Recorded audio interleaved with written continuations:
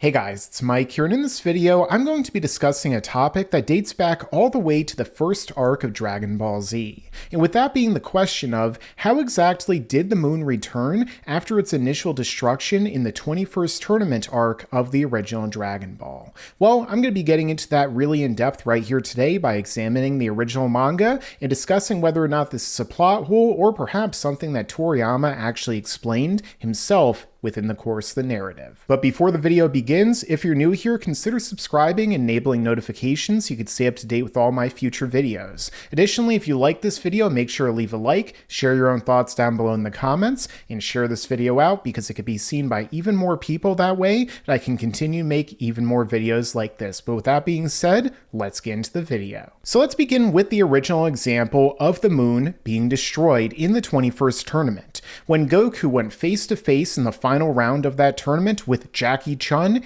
aka Master Roshi. As Master Roshi was pitted up against Goku, who was doing really well against him, which led to Roshi deciding to use a technique that the only person he'd ever used it against before this point was Goku's Grandpa Gohan, which in fact was one of Roshi's disciples. This is when he debuts his technique in the story, which is the Bankoku Bikuri Sho, the electric attack where he unleashes it upon Goku, and Goku has nothing that he could do, no recourse in order to get out of this normally. If you're interested in learning more about this technique, I actually have a video where I break it down in depth and how it works in the Dragon Ball franchise that you could see in the top right corner. In fact, Goku is right about to give up because of the fact that he simply could not overcome this, until of course, he gazed up upon the full moon that was in front of him, and because of the fact that he had the tail at the time, this caused him to transform into a great ape or an Ozaru. At this point, it led to Roshi having to take desperate measures in order to put a stop to this power on display from Goku,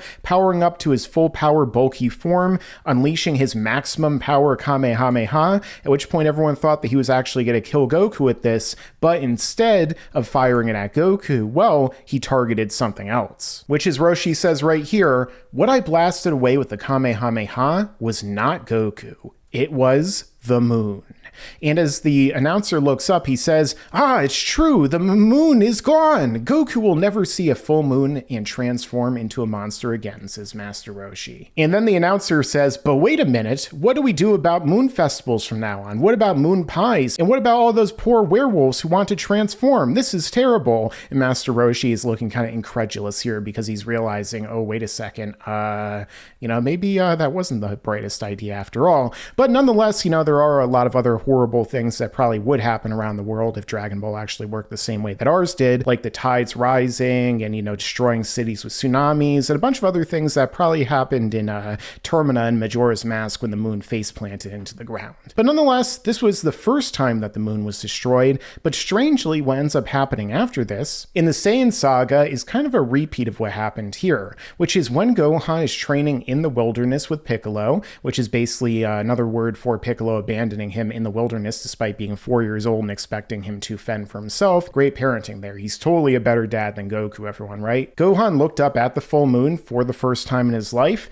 and in turn, also transformed into an Ozaru. At this point, Piccolo is freaking out because he had no idea that Goku can even do this because of the fact that Goku didn't transform into this when he was fighting against him.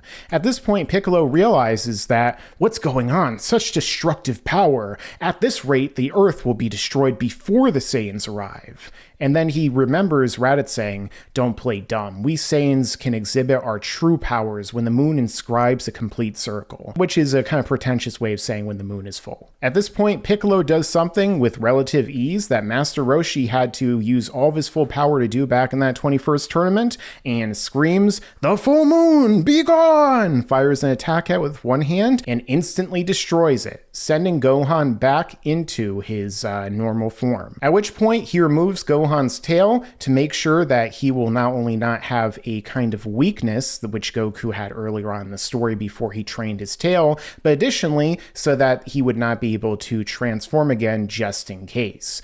But how exactly did this entire situation happen to begin with? How could Piccolo have possibly destroyed the moon when Master Roshi had just done this several years before during the 21st tournament arc of the original Dragon Ball? Is this a plot hole? Did Toriyama just forget again again that the moon was destroyed and decide to kind of redo it? Or did he hope that nobody would notice? Well, actually, neither of that one is the case, because the fact of the matter is this was actually explained in universe in the 23rd tournament arc of Dragon Ball, when Goku changes into the Turtle Hermit Gi, and at this point, Yamcha asks him the question when he notices that Goku doesn't have a tail, where he says, Goku, what happened to your tail? And then Goku says, oh, Kami-sama took it off. I don't really get it, but he said something about wanting to put the moon back together, and my tail was in the way somehow. And then Yamcha's like, and then Krillin's like, you could say that, because of course none of them are revealing to Goku, because Goku doesn't remember when he transforms what happens, that this is actually the case.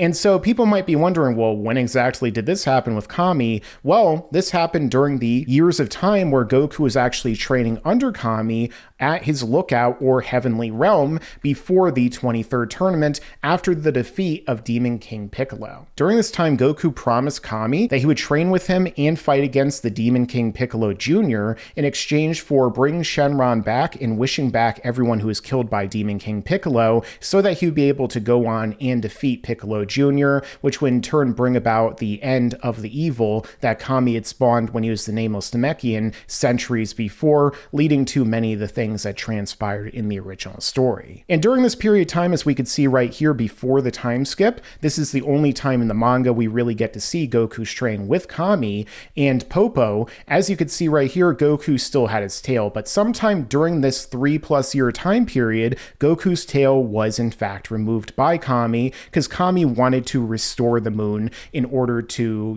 put it back to its rightful place, that Master Roshi had destroyed it in order to stop Goku's rampage.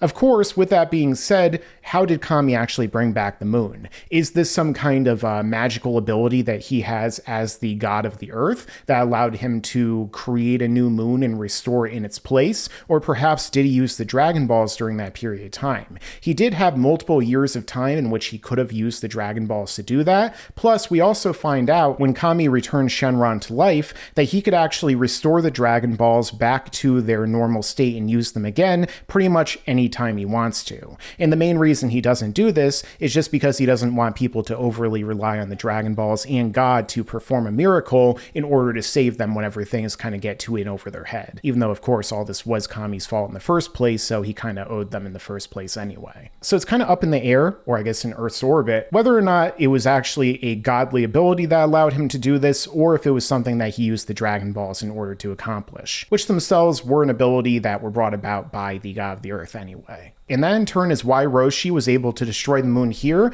and why Piccolo was able to destroy the moon here, because the fact that it was brought back during that time skip before the 23rd tournament, before this Piccolo fought against Goku, all because Kami wanted to remove it while simultaneously getting rid of Goku's tail so that he would never be able to turn into an Ozaru again and threaten the Earth in that way. With that being said, the question is left open as to why Kami didn't bring back the moon again after the Saiyans showed up and were defeated by Goku on the Earth. Maybe he just viewed it as being too big of a threat to bring back just in case Vegeta or somebody grew their tail back in the future, decide to still remain evil, and then in turn, maybe he decided to use some other kind of magical ability to replace the moon and its effects that it had on the Earth, the tides, and everything else in terms of Earth's orbit, deflecting asteroids, and a variety of other things like that. Either that, or maybe he just forgot, and so in turn, probably did Toriyama. It is Dragon Ball after all. So that is the answer for why the moon returned and was able to be destroyed for a second time